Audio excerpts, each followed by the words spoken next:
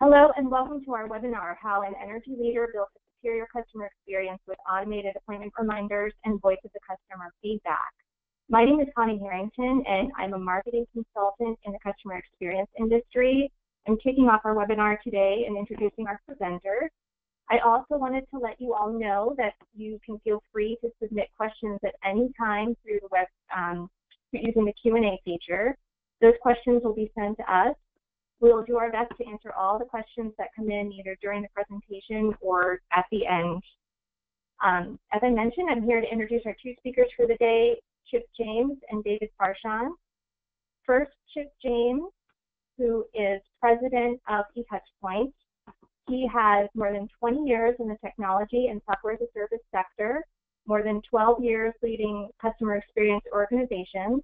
He is also a frequent customer experience speaker and contributor on industry best practices, CX feedback gathering, and CX software platforms. We also have David Farshon, who is Senior Manager of Customer Experience. He has more than 17 years leading product development and implementations of data-driven decision-making software solutions, 7 years implementing and optimizing customer experience programs with Fortune 2000 clients. David is a CX subject matter expert in transactional survey design, IVR, email, and SMS surveying, CX segmentation, and data analysis. And now I'm going to turn it over to Chip James to start walking me through the presentation.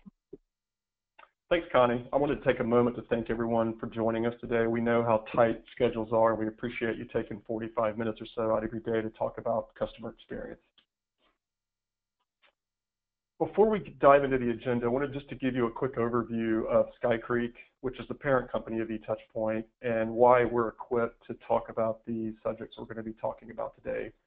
Sky Creek has over 20 years experience providing customer messaging and customer experience solutions to various industries. We work with Fortune 20 and large and medium-sized companies with a few hundred employees across industries like cable and broadband, energy and utility, financial services, insurance, retail, and healthcare. Now, all that said, the solutions and best practices and features that we'll be talking about today are industry agnostic, so we can generally apply these same techniques to any B2C or B2B scenario. And although we do a lot of consulting with our clients on best practices for customer messaging and also for customer experience, we're really a software provider at the end of the day, and we provide an integrated customer contact and customer experience platform to our clients and to our markets. And we're one of the few companies in our industry that can seamlessly message our clients' customers using IVR, SMS, email, or even taking information via a kiosk. So we've set up today's presentation to be a case study and in a case study format. We're going to be looking at two problems related to the complicated battlefield that is customer experience.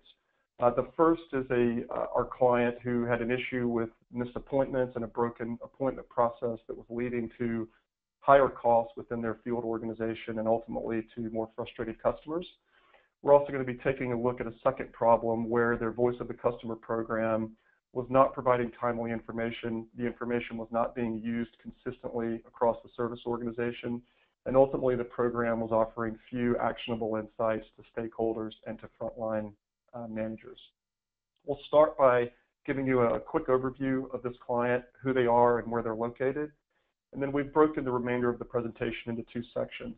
Each section will follow the same format. We'll be taking a look at the appointment process and problem the client was having, as well as the customer experience problems.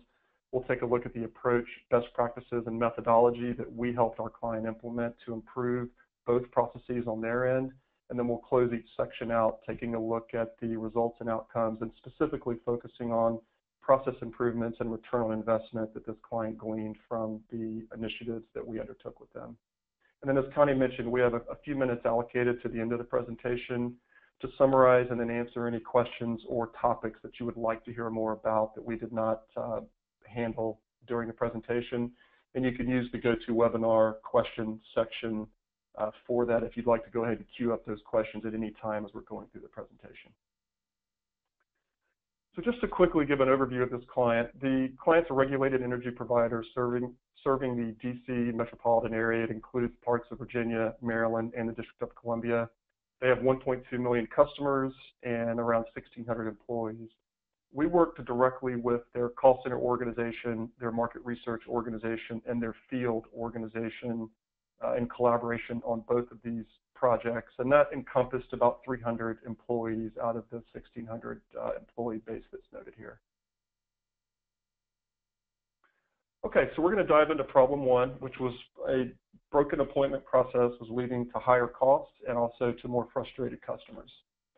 So anyone who works in a field organization or who has been involved in an appointment process with a service provider knows that inherently the appointment setting process can be problematic between service providers and their customers. And in fact, it's a billion-dollar problem across a variety of industries, including energy, cable and broadband, delivery, and healthcare, including medical and dental offices. Our customer was having a lot of the same problems that many of these providers have. Specifically, they were seeing an uptick in situations where technicians arrived at a customer's home or business and the customer was not there to allow the technician to do their work. This was leading to higher costs because they were rolling trucks out to these locations and the customers were not there. And it was also lowering technician productivity and efficiency because technicians were going to locations and driving to locations where the customer was not there to allow them to perform their work. In addition, they knew through their call center interactions and through other anecdotal evidence and feedback they were getting from customers that customers were frustrated with the 4 to 6 hour appointment window. That's a costly proposition for customers and also for customers' employers. So they knew that something needed to change as part of this process. In our work in these industries and with these kinds of solutions, we've boiled the appointment setting process down to two problems. It's a lack of coordination and communication between the two groups that are involved. Service providers are not doing a great job of providing timely and meaningful information to customers about upcoming appointment. And then customers in turn do not have an easy way to let the provider know if something's changed, if they've had some sort of life event or schedule change that's going to prevent them from being available for that appointment.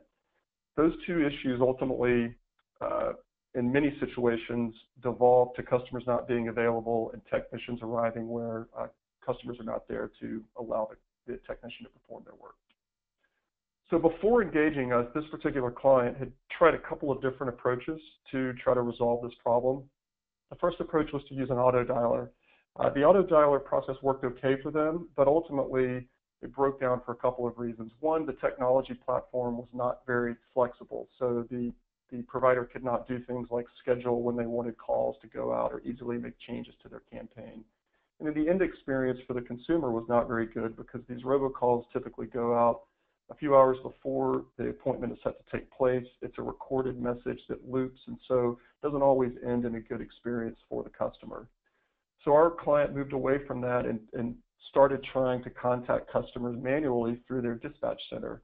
That process also worked okay, but inevitably broke down because dispatch center staff were moved on to other projects or they were dealing with a fire drill. So the process was not continuous and consistent on a daily basis. At the point when the client contacted us to talk about our approach to solving these problems, they had eliminated both of those steps and were no longer doing any sort of appointment reminders to customers, which they did not feel was a sustainable process for them on an ongoing basis. So when we sit down with clients and talk about what's going on with their customer messaging and specifically their appointment process, we generally start that conversation with best practices. And these are things that we've learned in the last 20 years working with clients and understanding what our clients need and what end consumers are looking for out of messaging and the appointment process with their providers.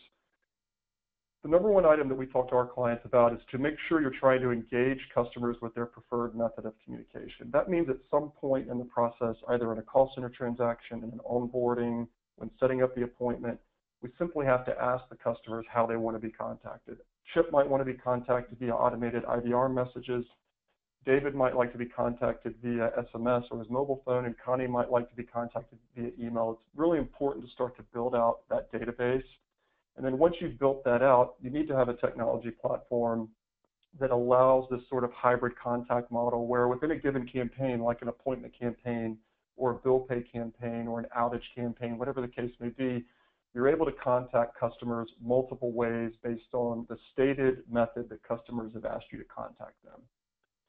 And then finally, and most critically, in terms of best practices for these appointment campaigns, it's very important to set up two-way communication with customers so that customers can actually status back if something has changed, and they can communicate with you as a provider that something has changed and they're not going to be available for a given appointment.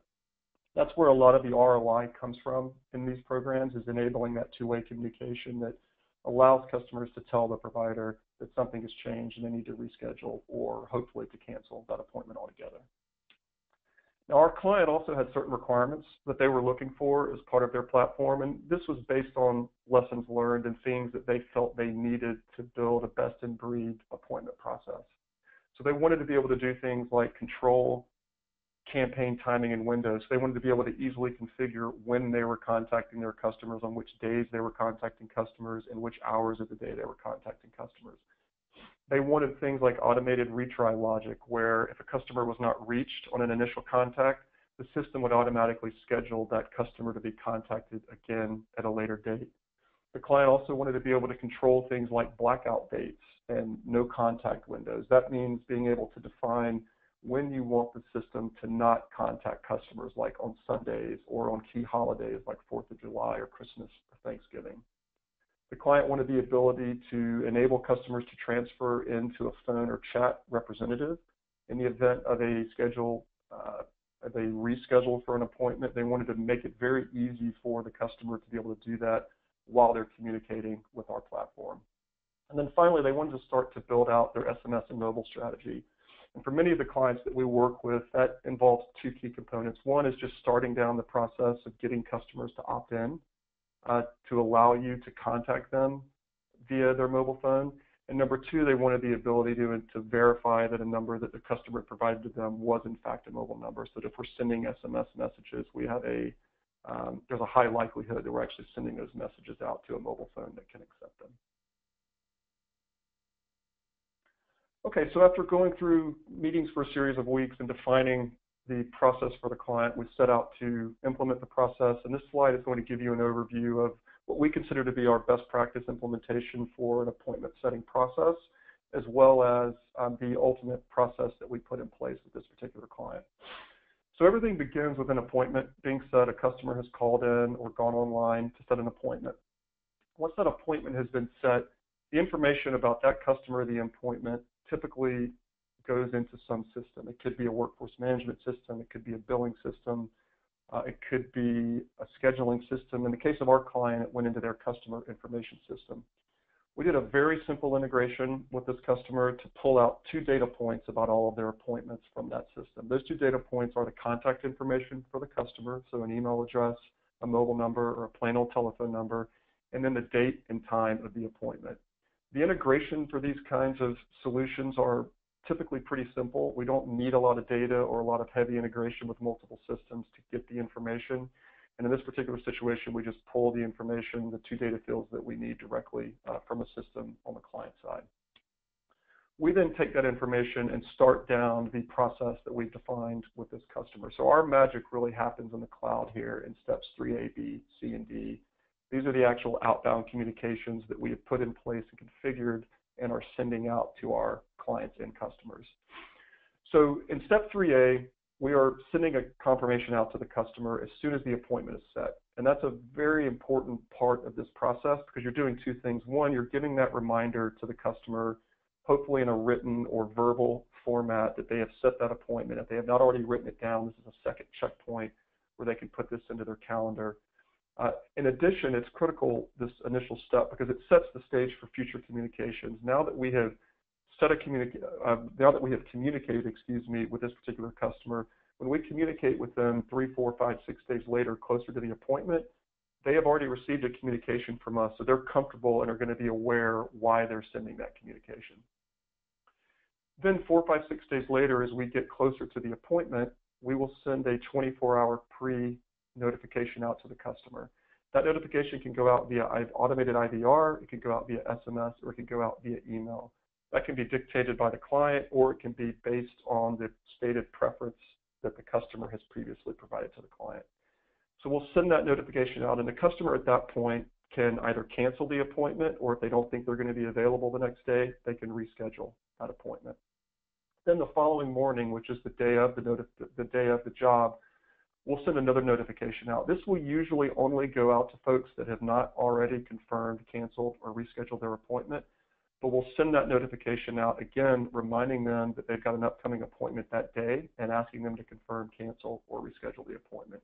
And then finally, when the technician has wrapped up their work at the prior location and they're almost en route to go to this customer's home, we'll send a final notification out to the customer that allows the customer to cancel that appointment one last time. Now, this is what we consider to be best practice. We're sending important pieces of information to the customer at key points in the process. We're reminding them more than one time they have an upcoming appointment. We're allowing them to communicate back if something has changed. All of that said, some clients choose to configure this process differently. Our platform supports that. Some clients will only send 3A, B, and C. Some clients will send 3B, C, and D. Some clients will only send 2 of these notifications. So generally what we've outlined here is our best practice, but it is configurable based on either limitations or requirements that are set forth by our client. Now, the other key point in this process is that we're sending these notifications out, and clients are often statusing back that they confirm they're going to be there or they're not going to be there. So all of that information we're ultimately uploading back into a workforce management, or in the case of this client, a customer information system. This is a key step in the process because when customers are providing an update to their availability, we have to get that information back very quickly to someone within our client organization who can act on it. So we can integrate directly with workforce management, billing, or customer information center systems, or in some cases, we just email this information out in real time to our clients. It could be someone in a dispatch center or someone else who's responsible for scheduling, so that our clients have up-to-the-minute information on particular changes that might have happened with a given customer. And the idea here, we're communicating with clients, we're statusing back when customers are not available, and the idea is that we want to increase the likelihood that when a truck rolls out to a location, the customer is expecting and planning to be there, and when the technician gets there, they're going to be able to get out of the truck, do their work, and then move on to the next job. We usually get quite a few questions on this slide, so if you do have any questions, you can go ahead and add them into GoToWebinar, and we'll go through those at the very end of the presentation. So as a quick review, if you are considering this kind of messaging program, and what we've outlined can apply to a service outage notification, it can apply to bill pay, it can even apply to certain marketing communications you might want to send out. But if you're looking to implement this kind of process, either by building it out internally with your own resources or by engaging a third-party partner, a few of the things that we've talked about that are worth considering as you're designing the solution is to ensure that you're engaging customers at key points in the appointment process. Don't just send one message, try to send multiple messages out to them in the days leading up to the appointment. That's going to increase the likelihood that the customer is going to be there for that appointment. Give the ability for the customer to cancel or reschedule the appointment. That's the two-way communication that we have talked about that's critical to ensuring that you're getting good ROI from this investment. And then ultimately, the customer's answers need to be status back to a system, billing, CRM, workforce management, or via email so that resources can be redirected as needed if a given customer schedule has changed. One of the questions we often get in this presentation is, well, what kind of features are coming? A few of the things that we're working on, have either implemented with this client or other clients, are the ability to send additional value-add information in these messages, like a picture ID or a badge ID of the technician or the name of the technician or some kind of photo. We're finding that customers like that because it gives them the warm and fuzzy feeling that the person who has arrived at their door is in fact the person that's supposed to be there entering their home or business.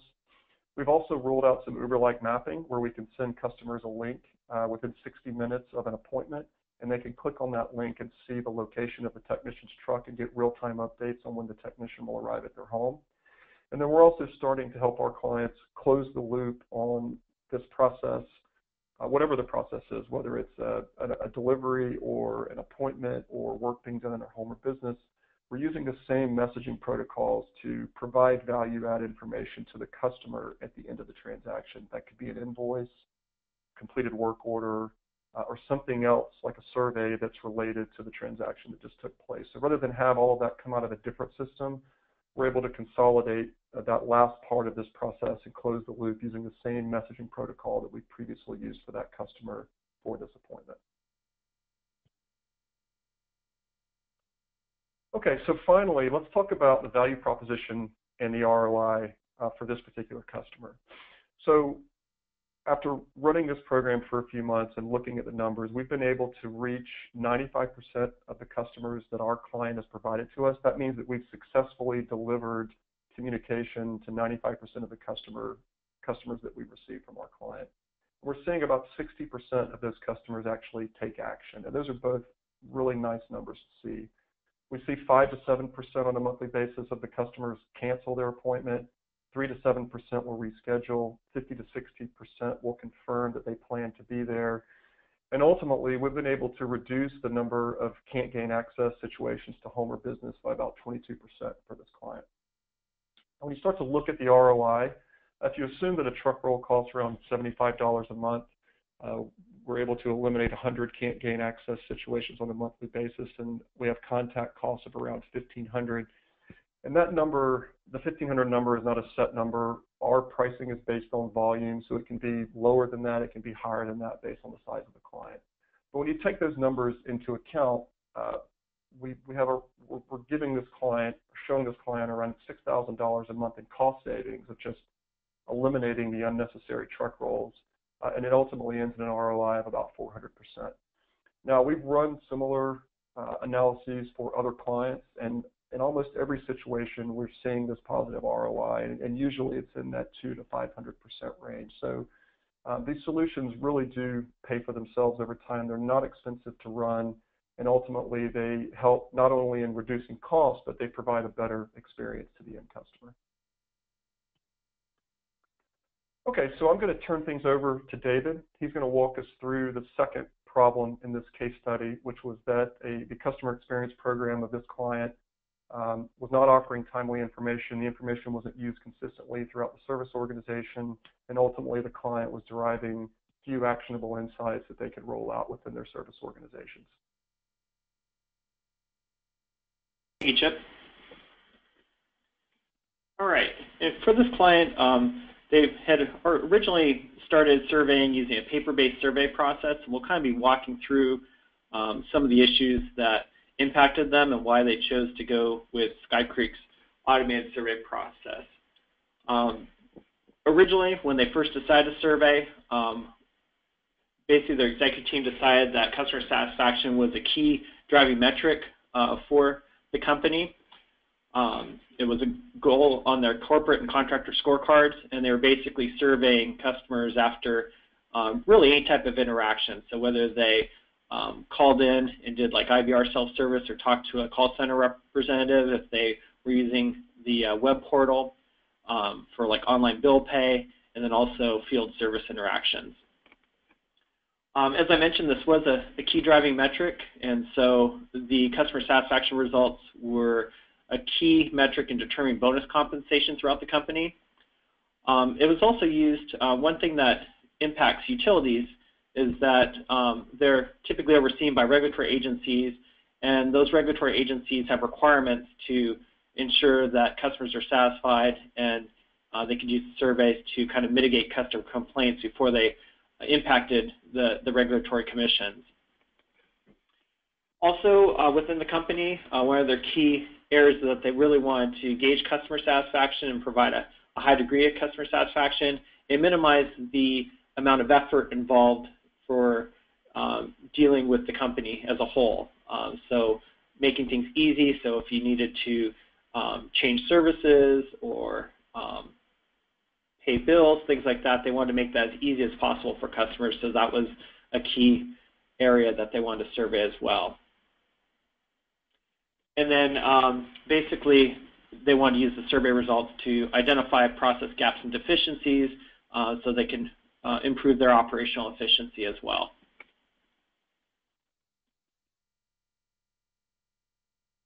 When we switched them over from their paper-based survey process to an automated survey process, this utility provider actually uses automated IVR surveys to survey their customers. We're going to be starting a pilot to do email surveys here in 2018.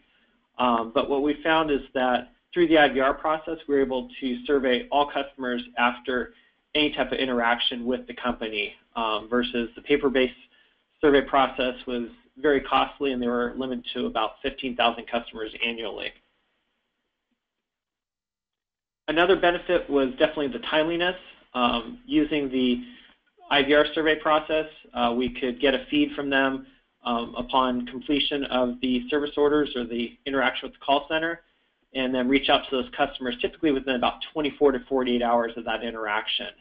The paper-based process, as you might imagine, had a much delayed kind of turnaround cycle of about 30 to 45 days, and that was primarily due just to the mailing time to get the survey to the customers, basically taking time to complete the survey and then mail it back to the company.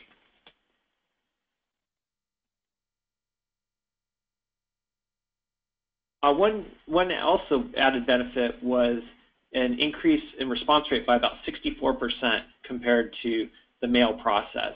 So one of the great things about these automated IVR surveys, depending on how you implement them, so this company decided to do it basically 24 hours after the interaction, but we can also survey customers shortly after the interaction, really within like 30 minutes to maybe an hour after the interaction with the employee. So there's a higher chance that we'll reach the customer while they're still at their premise and to complete the survey. And then the biggest benefit, the automated process reduced program costs by 62%, and this was primarily due to savings in postage costs since they were having to pay to mail the surveys to customers and also pay for the postage back as well. So that was a great benefit for this program. Not only were they getting more surveys since they were able to survey all customers versus just 15,000, we were getting higher response rates, but we're also able to save them money as well.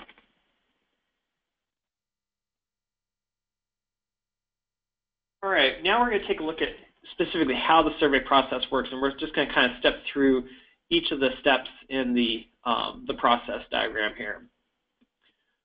So the first step is it basically all starts with the interaction between the frontline employees and the customer. Once that interaction has occurred, companies provide a feed to SkyCreek that contains, at the very least, the employee ID and the customer's contact information, which would be their phone number, their email address, or even maybe their mobile number for SMS text messaging type surveys. They can also include ancillary information that'll assist them with kind of tying the survey results with their customer information or workforce management system. And some examples of that might be an account number or work order number. All of that can also be paired with the survey results. So next, SkyCreek takes that information. Typically, as I mentioned, we contact customers within 24 hours using IVR, SMS, or email to get their feedback. We typically make up to 3 attempts to reach that customer throughout the day, so we can stagger those call attempts, maybe morning, afternoon, and evening to do our best to reach that customer. And we have a variety of calling rules that we can configure. So we can call only during certain hours, certain days, not call on holidays, things like that. And those are all configured by our clients. And then also, we want to make sure that we're not over-surveying customers. So we can configure logic to basically only contact customers who haven't been surveyed in, let's say, the prior 90 days. We can, if a company is doing both call center and field surveys, we can prioritize certain order types and have rules to kind of optimize the collection of data as well. And then lastly, we also maintain do not call lists. So if a customer mentions in the comment that they don't want to receive these types of calls, we can put that customer's phone number on a do not call list so they won't receive future surveys from us, and then also communicate that back to the client as well.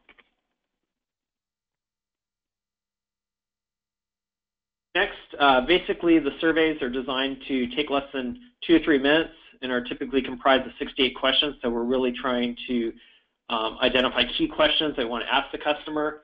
Some of the the primary questions that we want to know are whether or not the customer's request was successfully resolved. So that's a very kind of yes, no, and that's a question we typically alert on, and I'll talk a little bit more about that shortly.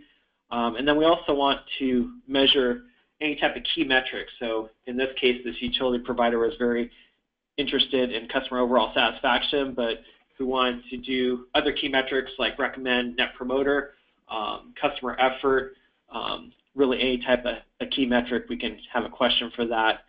And then the other questions, so typically probably about 3 to 4, 4 to 5 questions would be operational areas that can be used to make sure that the frontline employees are doing what they should be in terms of communicating with customers. So on the field side, it might be if there's a requirement for the technician to call ahead, that they're complying with that call ahead process, or maybe the requirement is that they close the loop with the customer before leaving the premise.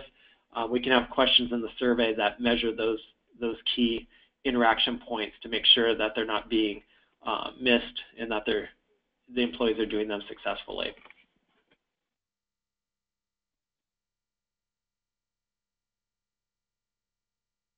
Moving on to the alerts here. The alerts are basically based on certain questions on the survey. So typically it'll be based on whether the issue was resolved to the customer satisfaction.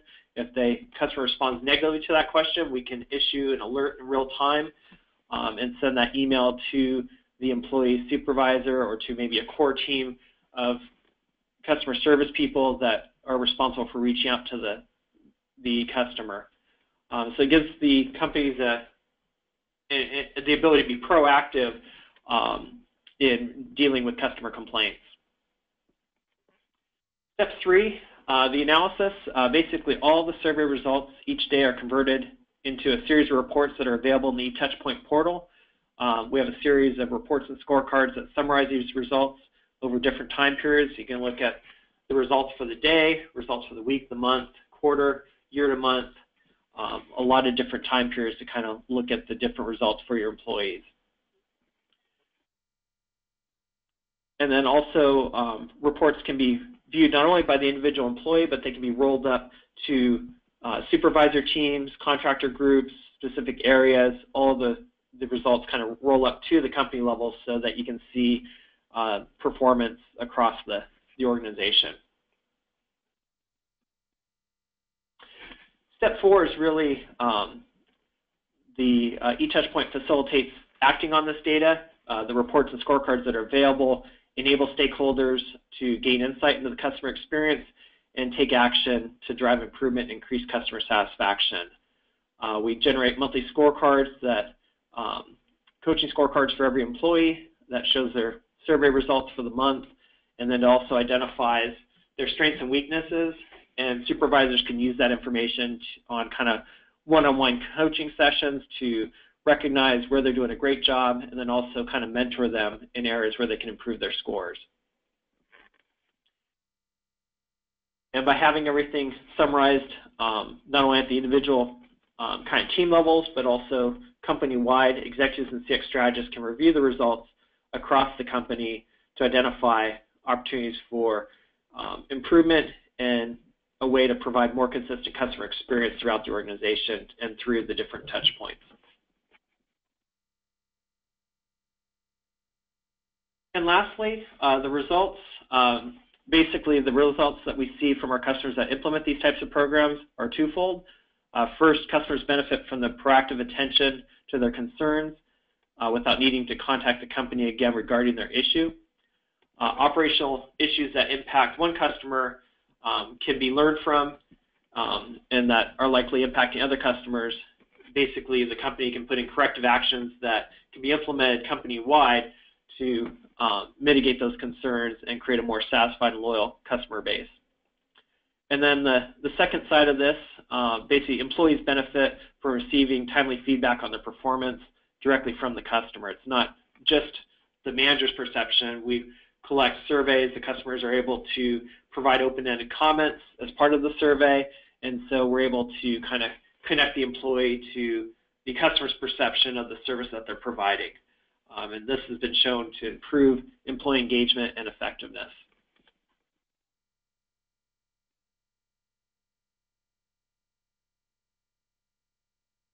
So since implementing the automated customer feedback program, this utility company has seen quite a few benefits. In the area of real-time alerts, we've now seen that approximately 25% of customers are being contacted within 24 hours. Before they implemented this process, they didn't really have a very detailed process for dealing with alerts.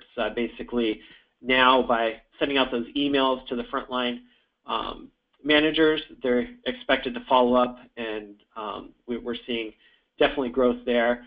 Also, customer alerts are being closed out within 5 to 10 days by these supervisors and managers. And so we're seeing a much tighter turnaround time when there are issues with the customer, basically their issues being resolved much quicker.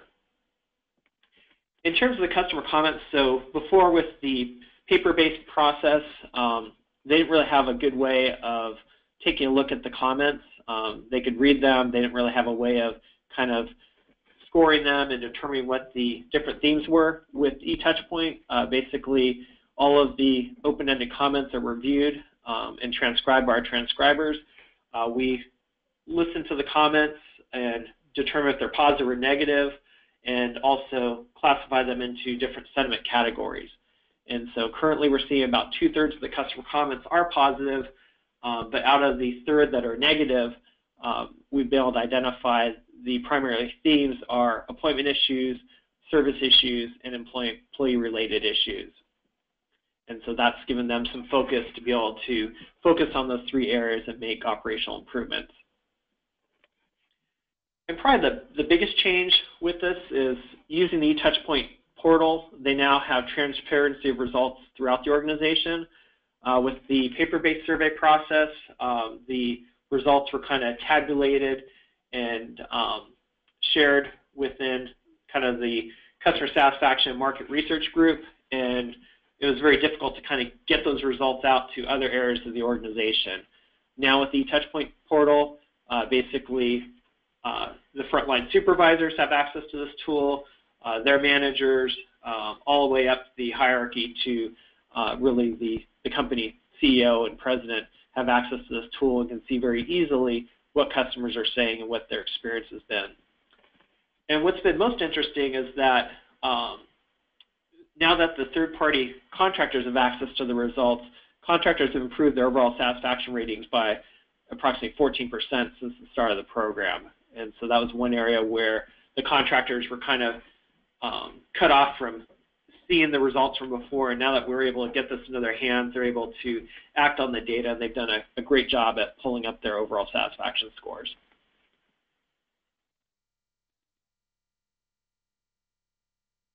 In terms of the why and the value proposition, for utilities, there's definitely some practical benefits to surveying. One of the biggest is kind of from a regulatory standpoint. Basically, compliance with regulatory requirements require public utilities to periodically survey customer satisfaction.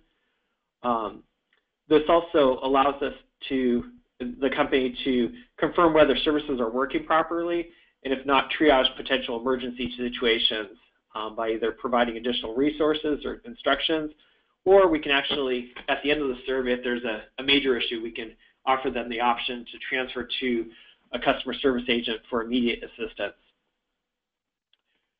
They've also been able to isolate themes among dissatisfied customers and have made several operational changes to reduce dissatisfaction.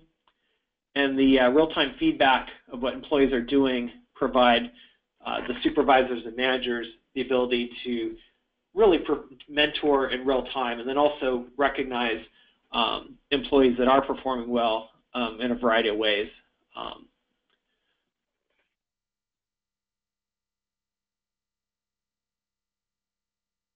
There have been several studies that link customer satisfaction to revenue growth and lower churn.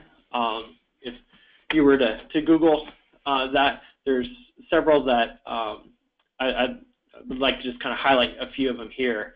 One example, 23% customers who had a good customer experience told 10 or more people about it. That was according to a Harvard Business Review study.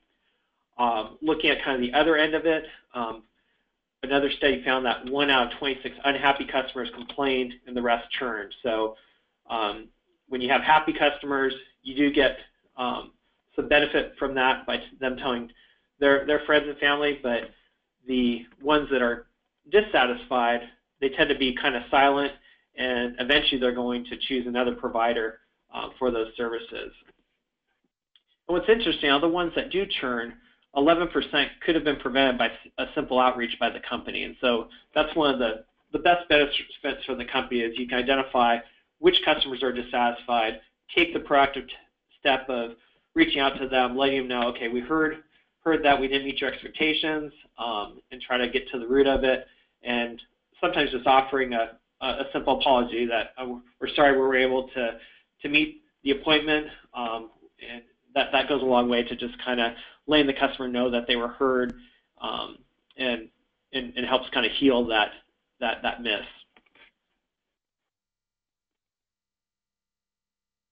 Regarding the value proposition, the Sky Creek multi-channel survey programs that utilize IVR, SMS, and email, or an online web or kiosk model, they're far less expensive and can sample a broader audience of paper or human-based surveys.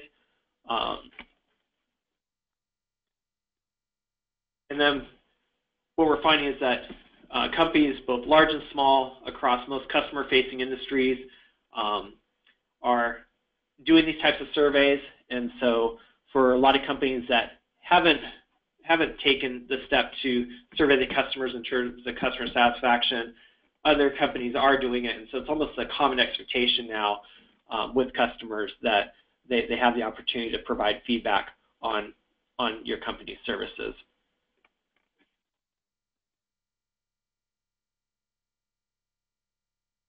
With that, I'm going to turn things over back to Connie so that she can moderate our question and answer session.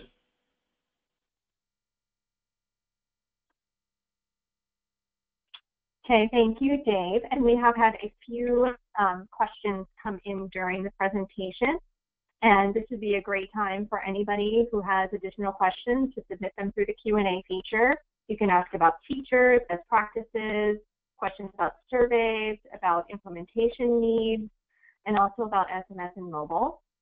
In addition, if there's any areas that we haven't covered today on customer experience and messaging that you have questions about, feel free to ask those as well. The first question that I wanted to present is one that came in during the survey presentation. So it's really for you, Dave. Can surveys be initiated immediately after a call, such as by transfer to an agent, from an agent to an automated survey? Yes.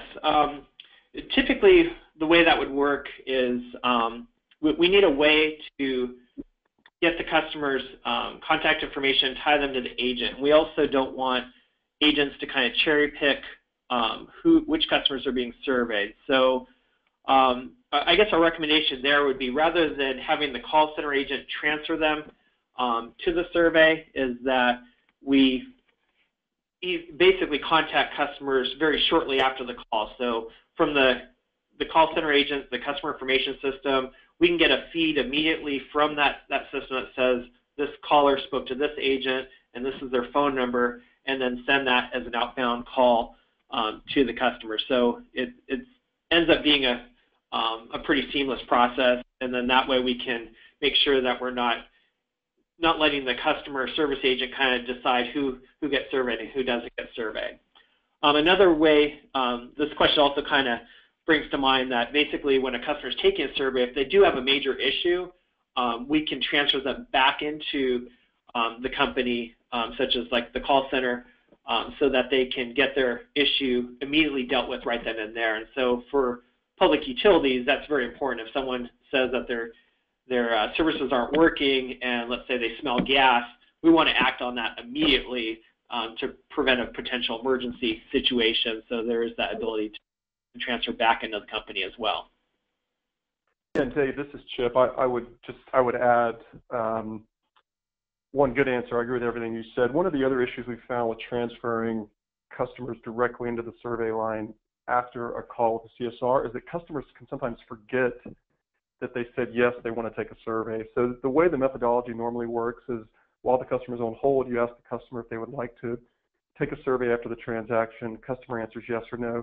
If they answer yes, then once the call is over, and this has actually happened to me personally because I try to take every survey I can just because we're in this business, but I've gotten to the end of a 5 or 10 minute call and I've forgotten that I said yes, I want to complete that survey, and then I've hung up the phone and there's been no opportunity for me to provide feedback.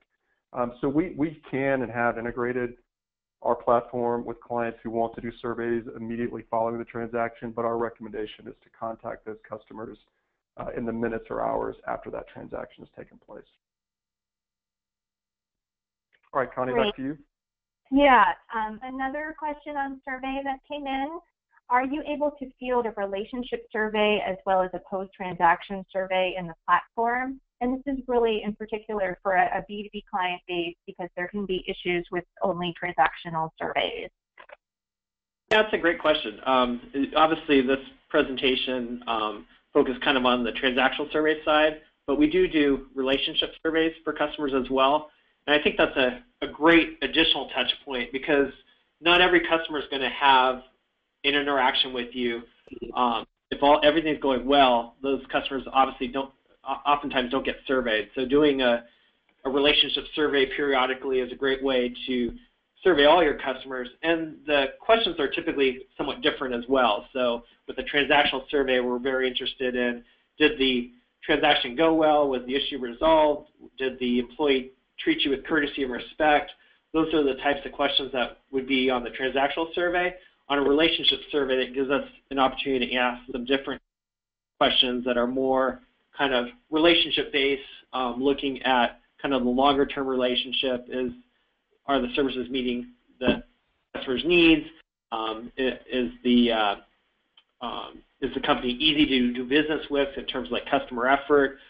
Those types of surveys or those types of questions are much more suited for a relationship survey.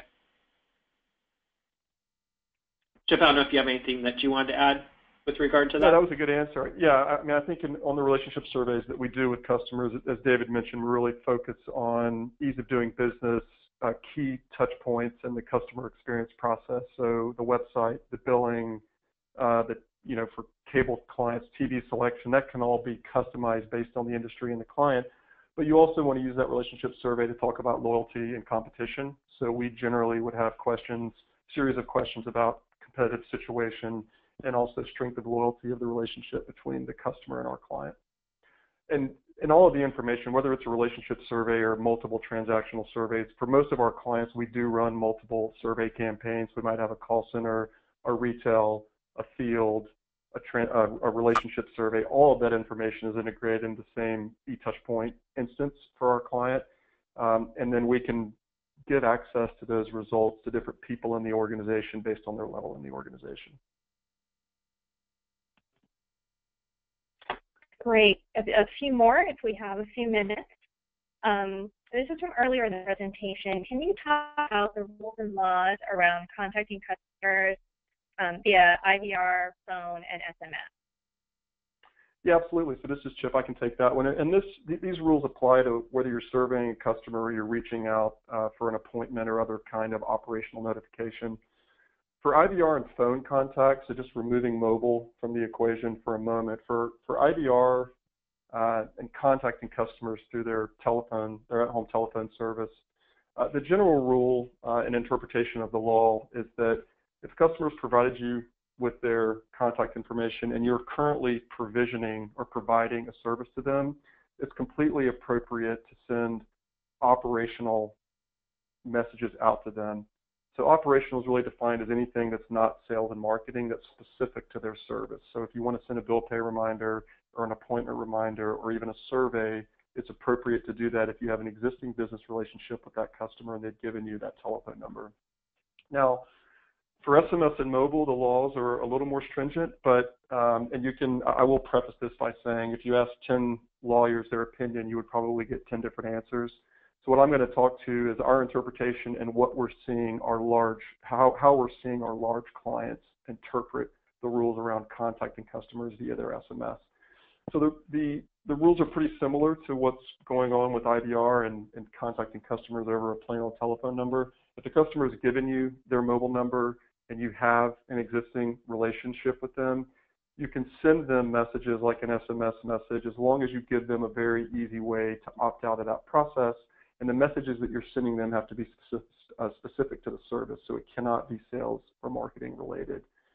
The best practice, though, is to implement an opt-in process at different points in the relationship with the customer, where you actually ask the customer for their number and get them to opt in to enable you to send information out to them. That opt-in process can be done through call center transactions. It can be done through other marketing communications or different kinds of message campaigns you might have during the onboarding process or the billing process. So best practice is to start down the path of getting customers to opt in, but it is okay to contact customers with non-sales and marketing related messages as long as they've given you that phone number previously. Great. And one final question. To implement an automated messaging program for appointments, what kind of data and integration is needed?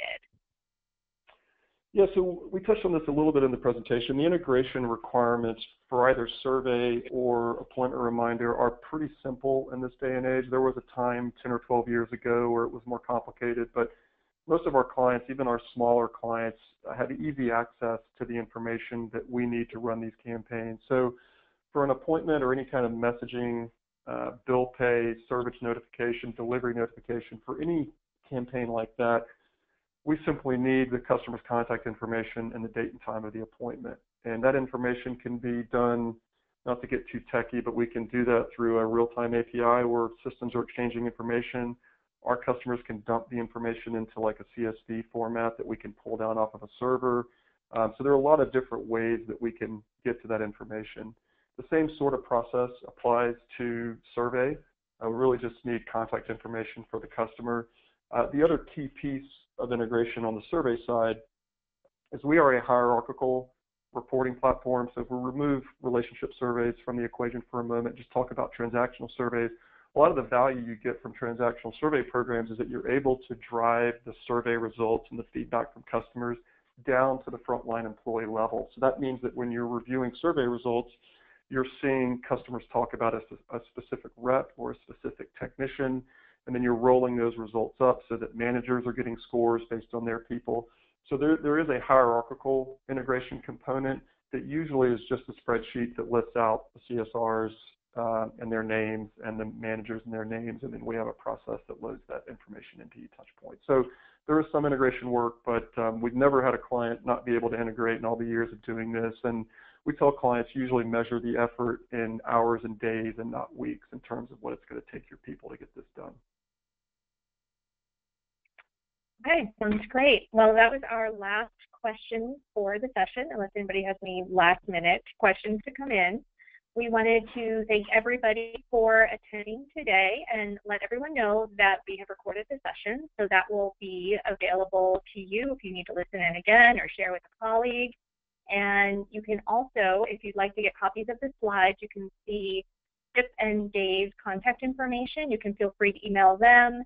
If you have additional questions, you want to learn more about eTouchPoint, messaging, customer experience, about all of Sky Creek's solution offerings, feel free to reach out to either one of them. And again, thank you for spending time with us today, and we hope that you have the rest of your day is wonderful. Thanks again. Thanks, Connie. Thanks, Dave. Thanks, everyone. Thank you.